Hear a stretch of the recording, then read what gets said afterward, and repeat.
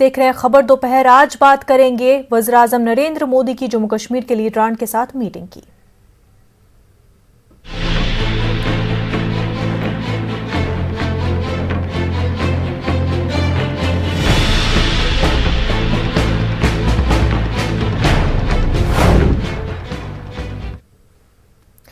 आज दिल्ली में जम्मू कश्मीर के तमाम बड़े सियासी लीडरान नजर आ रहे हैं। वज़ीर-ए-आज़म मोदी के साथ आज जम्मू कश्मीर की 14 सियासी पार्टियों के लीडरान की मीटिंग होने जा रही है। ऐसी उम्मीद की जा रही है कि आज इस मीटिंग में जम्मू कश्मीर में जमहूरी अमल को बहाल करने से मुतल्लिक कोई अहम फैसला लिया जा सकता है।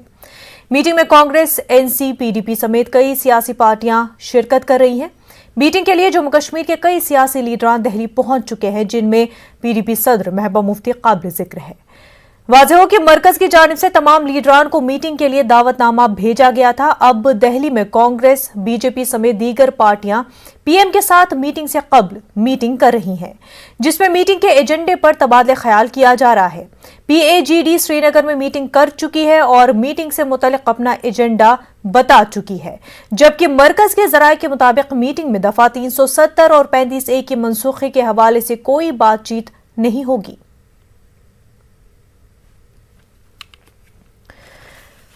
तो नाजरीन, जम्मू कश्मीर के हवाले से काफी अहम डेवलपमेंट। आज वज़ीर-ए-आज़म नरेंद्र मोदी 3 बजे मीटिंग करने जा रहे हैं। मीटिंग में जम्मू कश्मीर के लीडरान के साथ बातचीत होगी। नए कश्मीर का रोड मैप तैयार किया जाएगा, ऐसा माना जा रहा है।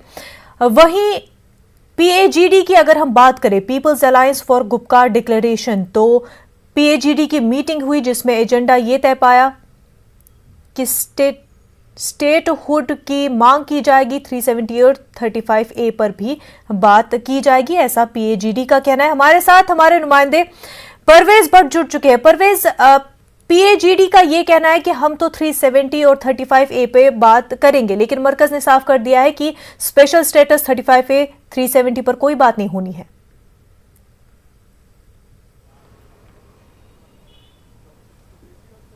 जी मुनज़्ज़ा, ये सबसे अहम बात इस मीटिंग की जो मीटिंग से पहले ही निकल के आई है वो यही है कि लोग भी यहाँ पे उम्मीद कर रहे थे कि शायद स्टेटहुड या आर्टिकल 370 या 35A के हवाले से मीटिंग में बात होगी। तो काफ़ी मायूसी हुई है लोगों को ये जानकर कि मीटिंग में सिर्फ इलेक्शन को लेके और पॉलिटिकल प्रोसेस को आगे बढ़ाने के रिगार्डिंग बात होगी या फिर डिलिमिटेशन के हवाले से बात होगी। तो लोग इस खबर पे नजरें तो गड़ाए रखे हैं, लेकिन खास उम्मीद नहीं है लोगों को इस मीटिंग से, क्योंकि मैं आपको बता दूं कि पहले ही जो यहाँ जो सियासी पार्टियां ये जो हैं सारी जितनी भी मेन स्ट्रीम पॉलिटिकल पार्टीज हैं यहाँ पे, या जो पीएजीडी बना था ये काफी इररिलेवेंट हो गया था पिछले 3 साल में। यहाँ पे इनकी रिलेवेंस खत्म हो गई थी, क्योंकि एब्रोगेशन ऑफ आर्टिकल 370 के बाद जिस तरह का सलूक इन पार्टीज के साथ किया गया, और दूसरा जो इनका मौकफ इसके बाद रहा, क्योंकि कोई खास कदम आज तक पीएजीडी की तरफ से नहीं उठाया गया कि मरकज से मांग करें कि 370 की बहाली हो। तो लोगों में इन पार्टीज की भी काफी रिलेवेंस जो है वो कम हो गई थी। ताहम कुछ दिन पहले अगर हम बात करें, कुछ दिन पहले लोगों में ये उम्मीद जरूर जगी थी कि शायद मरकज यहाँ का जो स्टेटहुड है वो बहाल करने जा रही है या उसके हवाले से कोई ऐलान करेगी आज के रोज, या फिर जो 370 और 35A जिसका लोगों को यहाँ पे काफी दुख है कि उसको हटाया गया, कि एक स्पेशल स्टेटस था कश्मीरियों के लिए, जम्मू कश्मीर के लोगों के लिए, जॉब्स के रिलेटेड और लैंड लॉज के रिलेटेड। तो लोगों को उम्मीद थी कि शायद मरकज इस हवाले से कोई बड़ा फैसला लेगी इस आज की मीटिंग में, लेकिन वहां पे भी उनको मायूसी होगी, जबकि ये खबर आई है कि जो डिलिमिटेशन और इलेक्शन प्रोसेस के हवाले से ही इस पर बात होगी। तो जो हमारी तज्जिया निगारों से यहाँ पे बात हुई, उनका साफ कहना है कि जो यहाँ की पॉलिटिकल पार्टीज हैं वो अपने आप को ज्यादा और ज्यादा रेलेवेंट बनाने के लिए और मरकज की नजरों में आने के लिए वो ये इस मीटिंग में उन्होंने जाने का फैसला लिया। और ये भी कहा जाता है कि ये फैसला हड़बड़ी में लिया गया हुआ फैसला है, जल्दबाजी में लिया गया हुआ फैसला है, क्योंकि वो मीटिंग के पहले अपनी डिमांड्स रख सकते थे कि हमारी डिमांड्स ऐसे ऐसे हैं, इन शर्तों पे हम मीटिंग में आ सकते हैं और बात कर सकते हैं, लेकिन ऐसा कुछ हुआ नहीं। उनका साफ कहना था कि बल्कि उन्होंने यहाँ तक कहा कि पीएजीडी को अलग अलग रख के हम अलग अलग मेंबर्स की तौर पे जाएंगे, क्योंकि अलग अलग मेंबर्स की तौर पे हमें इनविटेशन मिला है। और बात जरूर उन्हें की कि हम अपनी मांग 370 के हवाले से रखेंगे वहां पे, लेकिन मुनज़्ज़ा आपको भी पता है और ये आम लोगों को भी पता है कि जब किसी मीटिंग का एजेंडा सेट हुआ होता है और वो भी इतनी हाई लेवल की जो मीटिंग है, वहां पे इन लीडर्स को बोलने का कितना मौका मिलता है वो तो लोग उससे बखूबी वाकिफ हैं। बहरहाल अब देखना ये होगा कि मीटिंग के बाद जब ये जो लीडरान यहाँ से गए हैं, जब ये प्रेस में आएंगे, जब ये मीडिया के सामने आएंगे, तो क्या बुलंदबाज दावे ये करेंगे वहां पे मीटिंग के हवाले से, वो यहाँ के लोग जरूर देखना चाहेंगे। मुनज़्ज़ा बिल्कुल, हमारे साथ दिल्ली से हमारे नुमाइंदे शैलेंद्र वांगू भी जुड़ चुके हैं। शैलेंद्र, माना जा रहा था कि 12 बजे तक फारूक अब्दुल्ला दिल्ली पहुंच जाएंगे, क्या वो पहुंच चुके हैं? और कांग्रेस की मीटिंग भी जारी थी, उस हवाले से क्या अपडेट?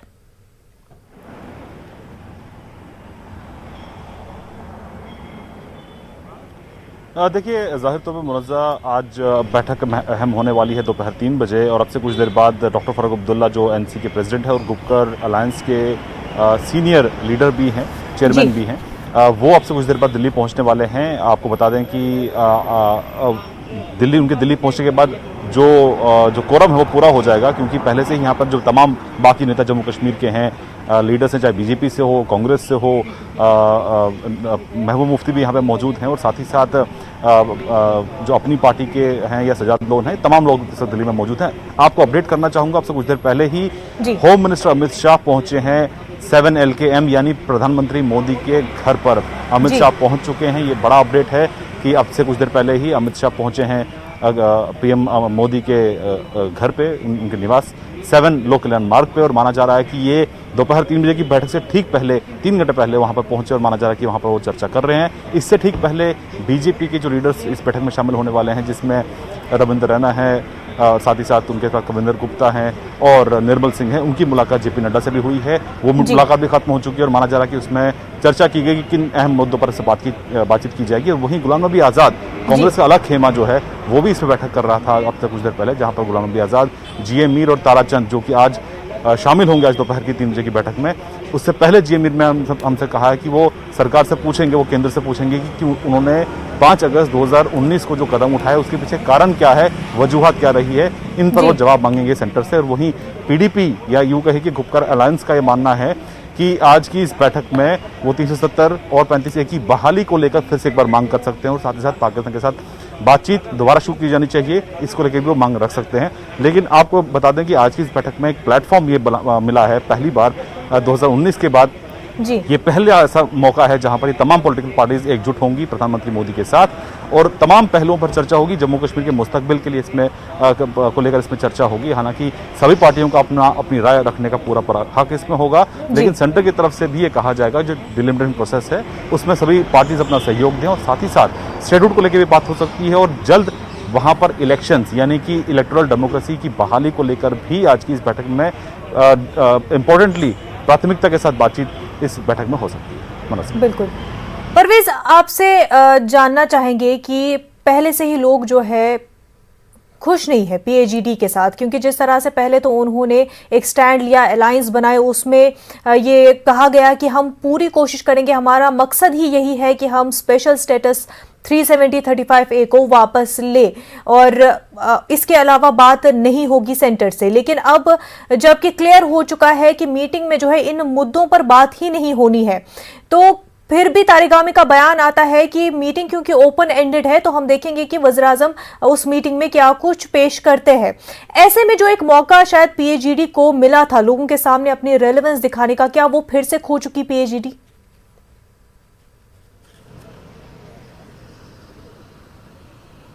बिल्कुल मुनज़्ज़ा, जैसा मैं पहले भी कह रहा था कि अगर हम PAGD की ही बात करें तो जो रेलेवेंस उसकी थी वो पिछले 3 सालों के बाद जब उन्होंने 370 और 35A को बहाल करने का एक अज़म किया हुआ था, और यहाँ पे मीटिंगें चलने लगी थी इस हवाले से, और वो फिर धीरे धीरे कम होता दिखाई गया, और PAGD की जो साख थी वो भी खत्म होती दिखाई दी गई। जबकि अगर हम बड़े लीडर्स की बात करें तो सजाद गनी लोन भी PAGD को छोड़ के वो भी निकल गए, और इमरान रजा अंसारी भी हैं जो वो भी अहम लीडर माने जाते थे PAGD की, वो भी उसको छोड़ के चले गए। तो लोगों में साथ बहुत कम इस पीएचडी की हो गई थी।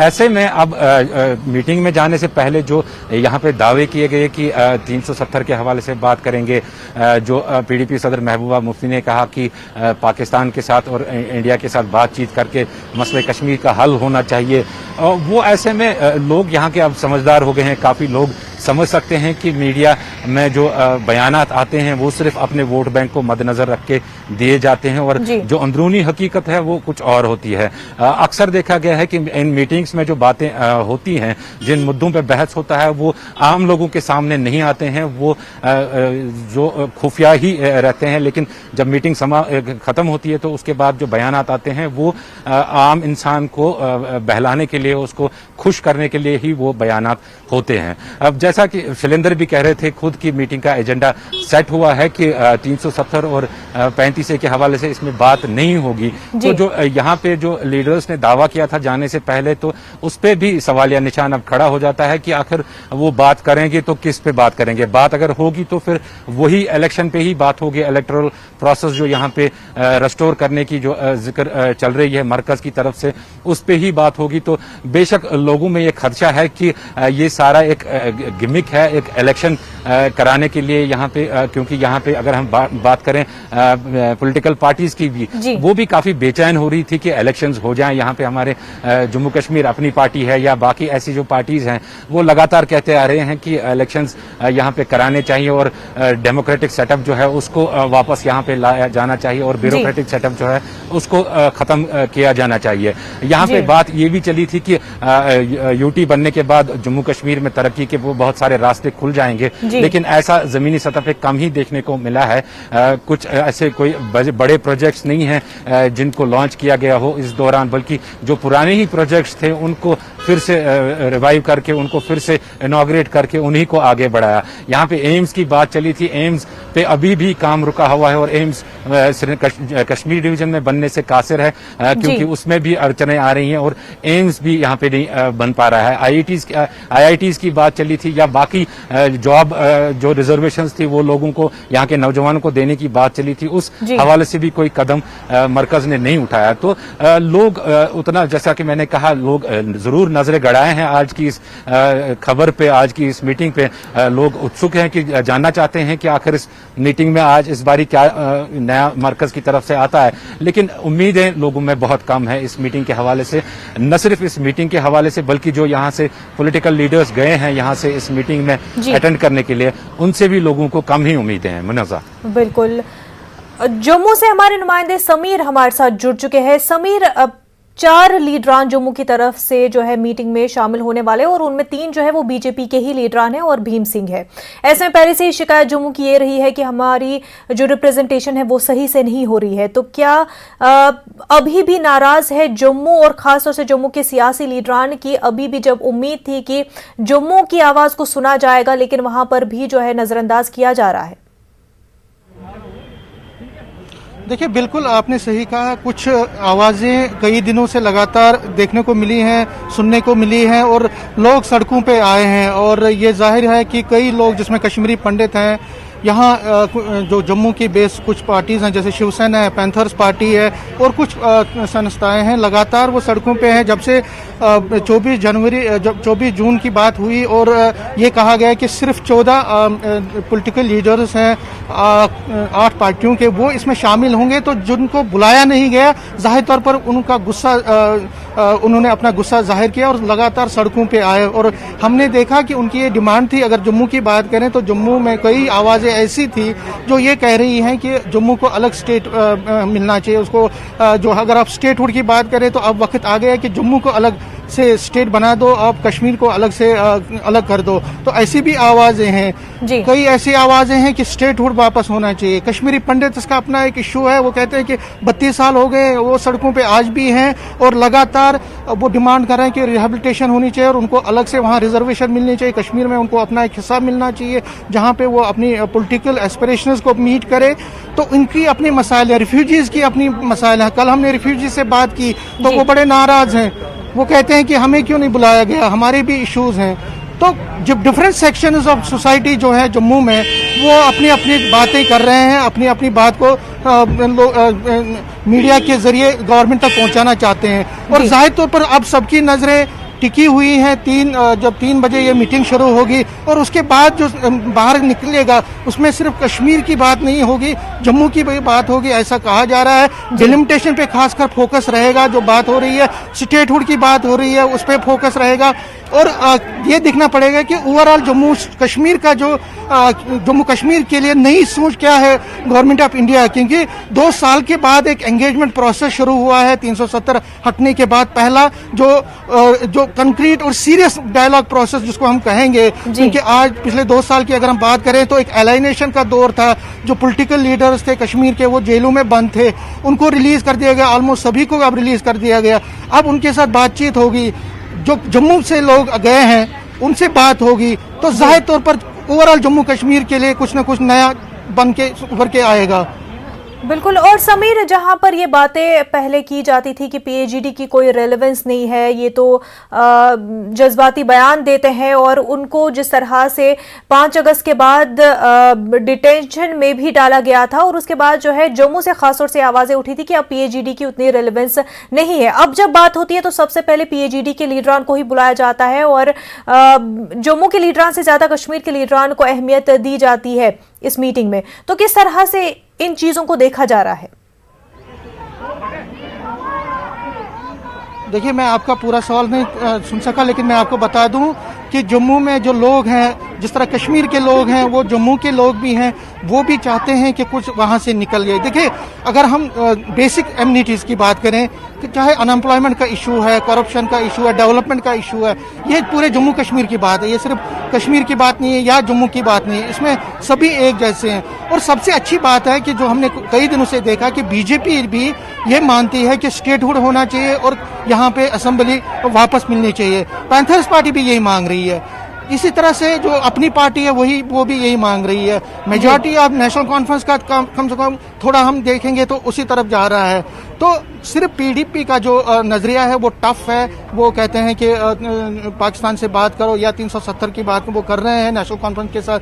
तो लेकिन जहां तक कांग्रेस की बात है, बीजेपी की बात है, पैंथर्स पार्टी की अपनी पार्टी है या बाकी जितनी पार्टीज हैं, वो उन्होंने ये क्लियर कहा है कि अगर यहाँ स्टेटहुड वापस मिलता है या डिलिमिटेशन प्रोसेस तेज होता है और उसके बाद इलेक्शन होते हैं तो उनको इसमें खुशी होगी, उनको इसमें कोई प्रॉब्लम नहीं होगी। अब ये देखना पड़ेगा कि जो सेंटर है वो किस तरह से आज मीटिंग में पीडीपी या नेशनल कॉन्फ्रेंस जिन्होंने थोड़ा सख्त अडॉप्ट किया है, स्टैंड लिया है इस पे, उनको कैसे वो बोर्ड पे लेते हैं, किस तरह से उनसे बात करते हैं। लेकिन अगर हम ओवरऑल जम्मू की बात करें तो जम्मू में भी लोगों का जो बहुत ज़्यादा हम कहेंगे कि बहुत एक्सपेक्टेशंस हैं, बहुत ज़्यादा उम्मीदें हैं और उनको लगता है कि जब मीटिंग होगी, मीटिंग के बाद जो निकल के आएगा वो न सिर्फ कश्मीर के लोगों के लिए बल्कि जम्मू के लोगों के लिए भी होगा। और खासकर जो मैंने कहा, जम्मू के लोगों को इस मीटिंग से काफी उम्मीदें वाबस्ता है। शैलेंद्र वांगू ये बताया कि सेंटर ने जो है 5 अगस्त के बाद पीएचईडी की रेलेवेंस को मानने से इनकार कर दिया था। खासतौर से बीजेपी के जो लीडरान थे वो पीएचईडी को बिल्कुल भी मानने से इनकार कर रहे थे। ऐसे में पीएचईडी तो मीटिंग में बुलाई गई है और जिस तरह से वो लगातार इसी बात पर अड़े हुए हैं कि 370, 35A और स्पेशल स्टेटस पर बात करनी है, तो क्या ये मीटिंग फ्रूटफुल नतीजे पर पहुंच सकती है?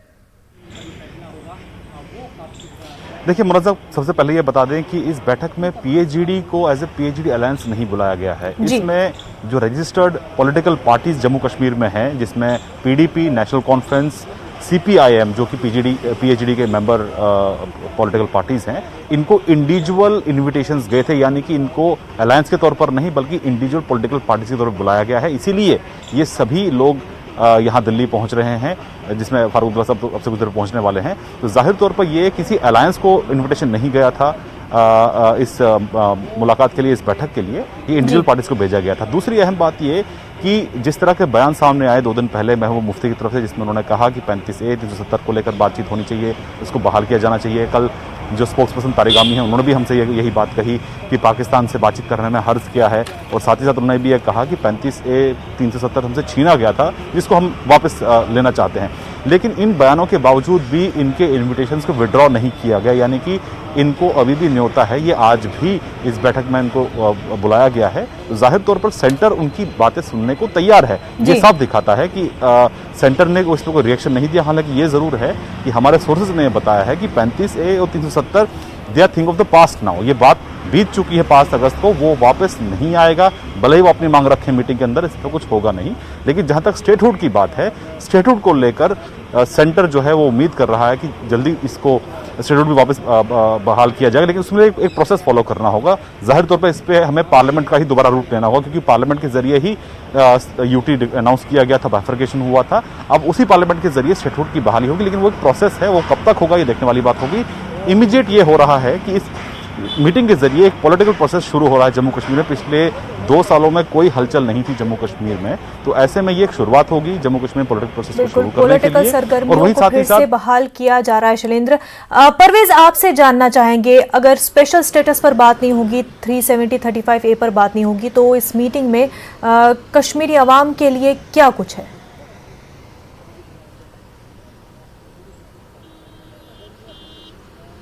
जी मुनज़्ज़ा, अगर मैं आम लोगों के हवाले से बात करूं तो इस मीटिंग में कश्मीरियों के लिए कुछ खास नहीं लग रहा है इस मीटिंग में अभी तक। क्योंकि अगर हम पॉलिटिकल प्रोसेस के हवाले से बात करें तो जैसे मैंने पहले भी कहा कि यहाँ ऑलमोस्ट जितनी भी पॉलिटिकल पार्टीज हैं वो इररिलेवेंट हो गई है यहाँ पे लोगों में। या तो कोई नया फ्रंट ऐसा हो जिस पर लोग उम्मीद करें, ऐसा अभी दिखाई नहीं दे रहा है कि कोई नया फ्रंट ऐसा होगा। PAGD से लोगों की उम्मीदें थोड़ी बढ़ गई थी, लेकिन वो भी बाद में धीरे धीरे कम होती नजर आई। तो ऐसे में आम लोगों को इस मीटिंग से ज्यादा उम्मीदें नहीं है, क्योंकि इलेक्टोरल प्रोसेस रेस्टोर होने से कोई बड़ा तूफान नहीं आने वाला है। अगर हम डेवलपमेंट के हवाले से बात करें या बाकी जो बेरोजगारी वगैरह के हवाले से बात करें, वो LG के रूल में भी हो सकता था। वो जो गवर्नर रूल है वो मरकज उस दौरान भी कर सकती थी। लेकिन बात करने की आई तो अभी तक उन सब मुद्दों पे बात नहीं हुई है यहाँ पे। तो ऐसे में साफ ये लग रहा है कि इलेक्टोरल प्रोसेस रेस्टोर करने का जो मरकज पे प्रेशर बना हुआ है, उसके चलते ही क्योंकि मरकज को लगा अब की जो उनके जो यहाँ पे पार्टीज यहाँ पे थी उनकी सपोर्ट वाली, उनसे उनका काम नहीं हो पा रहा था, उनकी रिलेवेंस अवाम में यहाँ पे नहीं बन पा रही थी। तो वो वापस PAGD के मेंबर्स जो हैं, चाहे उसमें बिलखुसूस नेशनल कॉन्फ्रेंस और PDP, उन पे वापस आके उनको अब वापस वो फ्रेम में लाना चाहते हैं और उनको फिर से आगे करके वो इलेक्टोरल प्रोसेस यहाँ पे स्टार्ट करना चाहते हैं। यहाँ आम लोगों की बात करें तो आम लोगों की मांग थी कि जो उनसे छीना गया था, जो उनका हक था आर्टिकल 370 और 35 से, जिनकी वजह से उनको खुसूसी इख्तियारात मिले हुए थे, उनको लैंड रिजर्वेशंस मिली थी, जॉब रिजर्वेशंस मिली थी, वो उनका बहाल किया जाए। देखिए मुनज़्ज़ा, ये सिंपल सी बात है, किसी इंसान की कोई खास पोजीशन अगर उनसे छीन जाती है तो उसको उसका दुख तो जरूर होता होगा। ये कहना बिल्कुल गलत होगा कि लोग खुश हैं कि आर्टिकल 370 और 35 से हट गया तो लोग खुश है यहाँ से। ऐसा बिल्कुल कहना बिल्कुल गलत होगा, क्योंकि लोगों में काफी दुख है इस बात का कि इस स्पेशल स्टेटस को हटाया गया और जिस तरह से हटाया गया, जिस तरीके से हटाया गया, उसका भी लोगों को यहाँ पे काफी दुख है, क्योंकि किसी के साथ सलाह मशवरा करके इसको नहीं हटाया गया, यहाँ की पॉलिटिकल पार्टीज को ऑन बोर्ड लेके नहीं हटाया गया। यहाँ पे रात को ये कर्फ्यू ही लगाया गया और शटडाउन कर दिया गया, टेलीकॉम शटडाउन कर दिया गया और दूसरे दिन ऐलान कर दिया गया कि ये भाई जी हट गया है और जम्मू कश्मीर यूटी को 2 हिस्सों में तकसीम कर दिया गया, लद्दाख को अलग कर दिया गया और जम्मू और कश्मीर को अलग कर दिया गया, जिसकी वजह से भी लोग बहुत नाराज थे, मरकज से लोग नाखुश थे इस फैसले से। तो इस मीटिंग से उम्मीदें थी कि शायद उस पर कोई बात होगी, लेकिन ऐसा दिखाई नहीं दे रहा है। अभी फोकस सिर्फ इस पे लग रहा है कि शायद पॉलिटिकल प्रोसेस को रेस्टोर करने के लिए यहाँ पे हैं और जो पॉलिटिकल पार्टीज यहाँ पे इरेलेवेंट हो गई थी उनको फिर से रेलेवेंस देने के लिए, उनको फिर से लोगों में भेजने के लिए। परवेज, लोगों को ये बताएं कि क्या PAGD के जो लीडरान है वो बाइफरकेशन को लेकर के बात करेंगे? हालांकि इस मीटिंग में लद्दाख को लेकर के कोई बात नहीं होने वाली है, लेकिन अगर लद्दाख की बात करें तो PAGD के लीडरान जो है उन्होंने वो मुद्दा उठाया कि हम लद्दाख के बारे में भी बात करेंगे, यानी कि तीनों रीजन्स के बारे में बात की जाएगी। वहीं सेरिंग नामग्याल का कहना है कि वो लेजिस्लेशन चाहते हैं लद्दाख के लिए, लेकिन करगिल का उससे बरक्स अलग राय दिखाई देती है।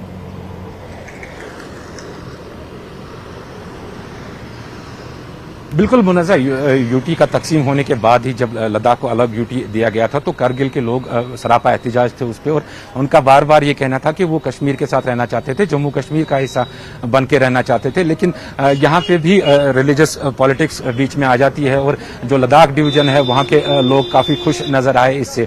ताहम अगर हम इस मीटिंग के हवाले से बात करें, जो हमारी यहाँ पे जो मीटिंग में लोग लीडरान गए हैं, जो शमूलियत करने गए हैं, उन्होंने ये बात जरूर कही है कि वो मरकज की पुरानी पोजीशन, ये जम्मू कश्मीर की पुरानी पोजीशन की बहाली की मांग जरूर करेंगे, जिसमें तीनों जो खत्ते हैं, जम्मू कश्मीर लद्दाख है, उनको एक होने की बात यहाँ पे की जाएगी। यहाँ पे मैं आपको साथ में ये भी बता दूं कि जम्मू को अलग स्टेट देने का और कश्मीर को अलग स्टेट देने का ये बहुत ही चंद लोग हैं जम्मू में जो इस बात को लेकर सड़कों पे निकलते हैं और एहतिजाज करते हैं। बहुत ही एक माइनर सी एक पॉपुलेशन है हमारी। कल भी यहाँ पे जम्मू के जो लीडर्स हैं उनसे बात हुई है, उनका साफ कहना था कि जम्मू कश्मीर एक स्टेट थी और एक स्टेट ही हमेशा रहेगी, और इसका बाइफरकेशन करने वाले बात जो करते हैं वो सियासी गेम खेल रहे हैं और सियासत कर रहे हैं, और ऐसा जम्मू के लोग भी नहीं चाहते हैं कि जम्मू अलग हो और जो कश्मीर डिवीजन है वो अलग हो। आज चंद पॉकेट्स में कुछ सियासी लीडरान हैं ऐसे जो 5-6 लोगों को लेकर बाहर सड़कों पे निकल आते हैं और एहतिजाज करते हैं इस हवाले से, लेकिन मेजॉरिटी जो जम्मू की है, मेजॉरिटी कम्युनिटी जो वहां पे है जम्मू की, वो ये चाहते हैं कि जम्मू कश्मीर जो एक स्टेट था वो एक स्टेट मजीद बाइफरकेशन नहीं चाहते ना जम्मू के लोग, ना ही जम्मू के सियासतदान। शैलेंद्र वांगू, जो बात एक और सामने आती है कि क्या ये मीटिंग जो है इंटरनेशनल लेवल पर जिस तरह से बातें पिछले कुछ दिनों में सामने आई है, क्या ये उस वजह से की जा रही है? क्या है कि इंटरनेशनल प्रेशर के दबाव की वजह से इस तरह की मीटिंग मुनक्किद की गई है? क्योंकि अमेरिका की जानिब से भी जिस तरह के बयान सामने आते रहे हैं और लंबे अरसे तक क्योंकि जम्मू कश्मीर में सियासी सरगर्मियां नहीं हुई, तो उन सब को टैकल करने के लिए क्या ये इकदाम किया गया है?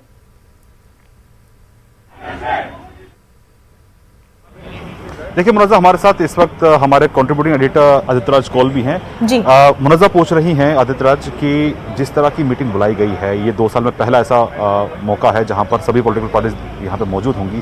क्या इसके पीछे इंटरनेशनल प्रेशर है कि जिस तरह से एडमिनिस्ट्रेशन आई है अमेरिका में, और वहीं तालिबान के साथ बातचीत की भी चर्चा हो रही है, अफगानिस्तान में माहौल बदल रहा है, तो क्या ऐसे में ये एक अंतर्राष्ट्रीय जो सिनेरियो उसको देखते हुए ये मीटिंग बुलाई गई है? देखिए शैलेंद्र, पहले तो हमको ये जानने लेना चाहिए कि सरकार जब एब्रोगेशन किया था 5 अगस्त 2019 को, तो सबसे पहले सरकार ने ये स्पष्ट कर दिया था कि स्टेटहुड रिस्टोर होगा और उसके बाद चुनाव भी होंगे। तो ये कहना कि इंटरनेशनल प्रेशर है, मुझे लगता है ठीक नहीं है। कुछ ऐसे गुट हैं जम्मू कश्मीर में, चाहे नेशनल कॉन्फ्रेंस हो, पीडीपी हो, वो ऐसा भ्रम थोड़ा बहुत फैला रही हैं जरूर कि इंटरनेशनल प्रेशर है, उसके तहत सरकार मजबूरी में चुनाव कर रही है या स्टेटहुड रिस्टोर कर रही है। लेकिन मेरी जितनी जानकारी है और पहले मेरी जितनी सरकारी सूत्रों से बातचीत हुई, 5 अगस्त को जो फैसला लिया गया, उसी वक्त ये फैसला ले लिया गया था कि आने वाले 2 से 3 साल में पहले तो डिलिमिटेशन प्रोसेस कंप्लीट होगा, डिलिमिटेशन कमीशन सीट्स डिक्लेयर करेगा,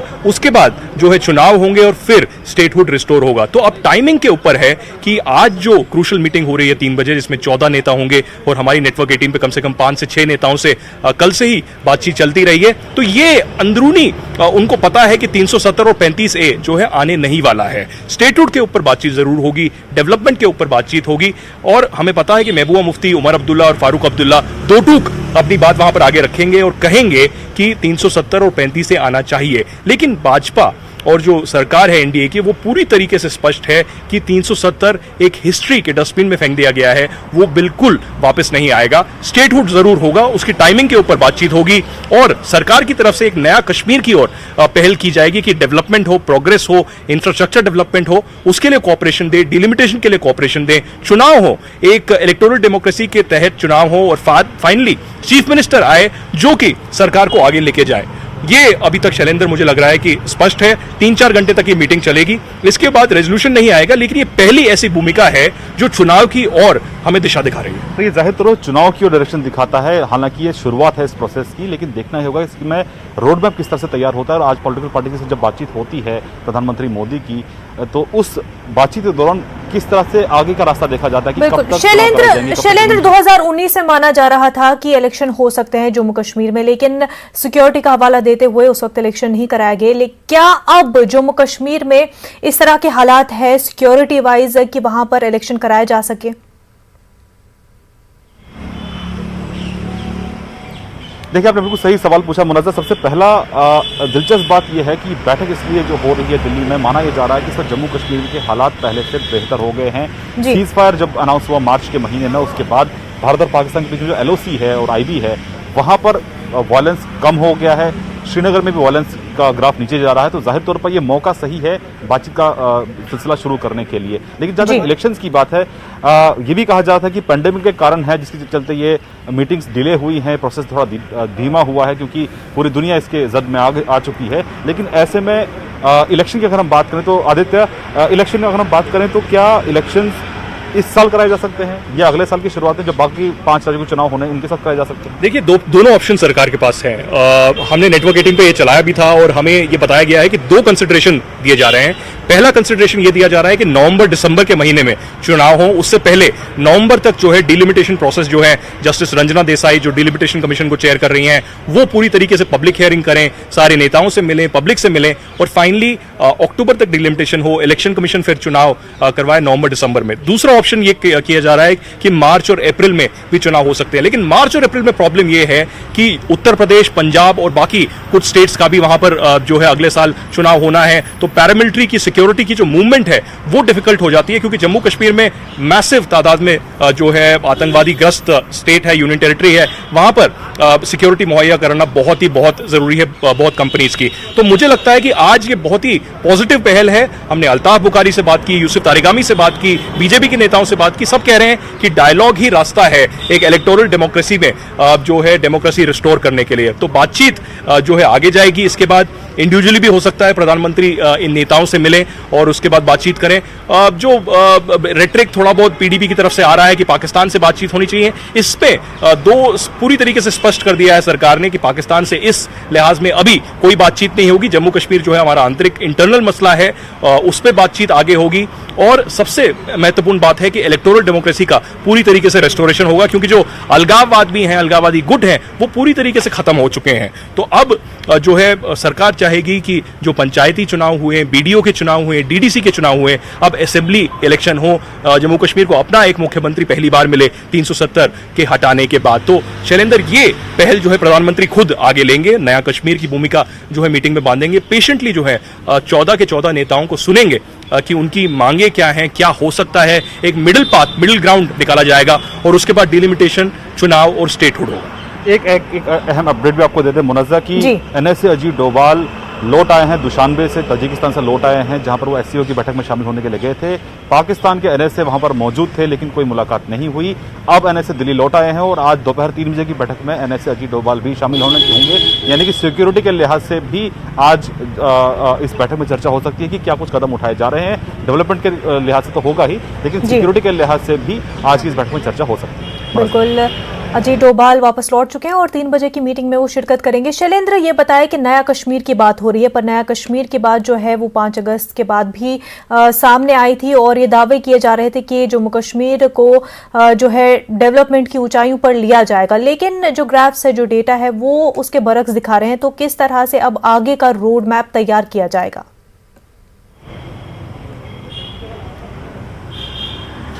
देखिए, एक अहम बैठक पिछले हफ्ते हुई थी दिल्ली में जिसमें जम्मू कश्मीर के LG शामिल हुए थे और डेवलपमेंट जो प्रोजेक्ट्स है वहाँ पर जम्मू कश्मीर में, उस पर चर्चा भी हुई थी, समीक्षा हुई थी और आने वाले सालों में जो डेवलपमेंट वहाँ पर होना है उसका रोड मैप तैयार किया गया था। उस बैठक के दौरान ये कहा गया था कि सेंटर ने तारीफ की है जम्मू कश्मीर सरकार की, जम्मू कश्मीर एडमिनिस्ट्रेशन की, और ये कहा है कि 96% के आसपास जो सेंट्रल स्कीम्स है उसको लागू करने में जम्मू कश्मीर एडमिनिस्ट्रेशन कामयाब रही है। यानी कि सेंटर अपनी तरफ से ये कह रहा है कि वहाँ पर डेवलपमेंट के लिए जो स्कीम्स लाई गई थी उनको लागू किया जा रहा है। हालांकि उसमें और भी बहुत सी बातें की गई थी होम मिनिस्टर अमित शाह की तरफ से, जिसमें यह कहा गया था कि जो वहाँ पर जो माइग्रेंट्स बाहर से आए हैं उनको भी पूरे अधिकार मिले। तो इन तमाम पहलुओं पर पहले भी बात की जा चुकी है, लेकिन इस पे सवाल लगातार खड़े किए जाते रहे हैं कि डेवलपमेंट कितना हुआ 2 सालों के अंदर। क्या उम्मीद की जा सकती है कि 2 साल के अंदर जब पेंडेमिक की शुरुआत भी हो चुकी थी तो डेवलपमेंट प्रोजेक्ट्स वैसे ही पूरे देश भर में जो है उन पर होल्ड हो गया था।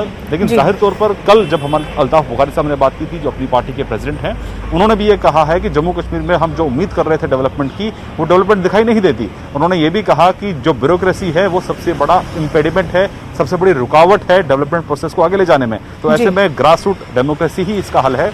तो ये ग्रास रूट डेमोक्रेसी वहां पर लौटे, इलेक्टेड गवर्नमेंट आए, उसके बाद प्रोसेस आगे बढ़ेगा। लेकिन जाहिर तौर पर इस पहलू पर भी ये बहुत महत्वपूर्ण पहलू है, बहुत इंपॉर्टेंट पहलू है, जहां पर आज प्रधानमंत्री मोदी जम्मू कश्मीर के डेवलपमेंट के लिए ज्यादा फोकस करेंगे और आने वाले वक्त के लिए कश्मीर के मुस्तकबिल के लिए, नए कश्मीर के लिए रोड मैप सामने रख सकते हैं प्रधानमंत्री। बिल्कुल, तो तमाम तर नजरें जो है वो वज़ीर-ए-आज़म नरेंद्र मोदी की 3 बजे की मीटिंग पर जुटी हुई है।